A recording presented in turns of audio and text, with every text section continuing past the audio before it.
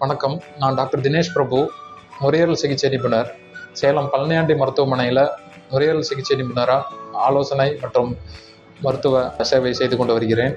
இந்த மாதிரி சின்ன பதிவுகள் மூலமாக உங்களை சந்திக்கிறதுல ரொம்ப மகிழ்ச்சி அடைகிறேன். நுரையீரல் சம்பந்தப்பட்டமான வியாதிகள் இது நாளுக்கு நாள் அதிகமாகிட்டே வருது.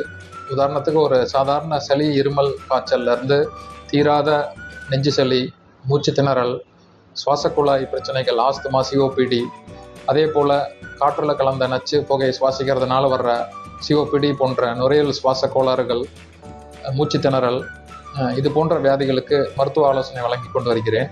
இப்போ பார்த்தீங்கன்னா நாளுக்கு நாள் இந்த மாதிரி நுரையீரல் சம்பந்தப்பட்ட வியாதிகள் அதிகமாக கூடிய வண்ணமே இருந்துட்டு இருக்கு. இதுக்கு என்ன காரணங்கள்? முக்கியமான காரணங்கள் உங்கள் எல்லாத்துக்கும் தெரிஞ்சவை தான்.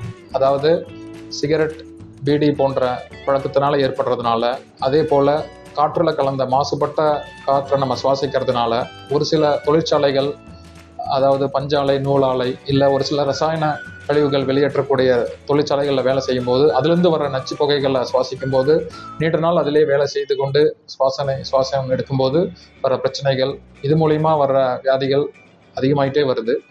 இன்னொரு முக்கியமான காரணம் இந்த காலநிலை, பருவநிலை மாற்றத்தினால ஒரு சில வைரஸ்கள், பாக்டீரியாக்கள் தன்னை உருமாறிக்கொண்டே இருக்கும்.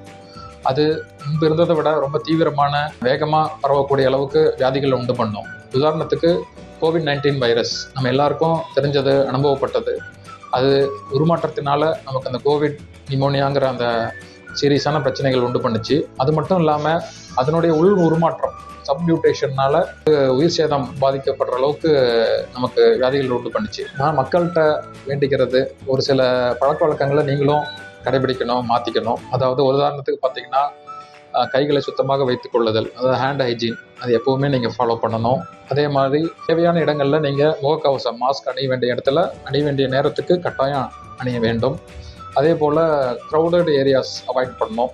கூட்ட நெரிசல்கள், மக்கள் ரொம்ப அதிக நேரம் கூடுற இடத்துல அதிக நேரம் நம்ம அந்த இடத்துல இருக்கிறத தவிர்த்துக்கணும். சிகரெட், பீடி, ஆல்கஹால், இது போன்ற விஷயங்களுக்கு கம்ப்ளீட்டாக நோ, இல்லை என்கிற பதில் தான் இருக்கணும். அதே போல் சின்ன சின்ன பிரச்சனைகள் தானே அப்படின்னு அசால்ட்டாக ஏற்றுக்காமல், இருமல், சளி வந்தால் உடனே மருத்துவரை அணுகிக்கணும்.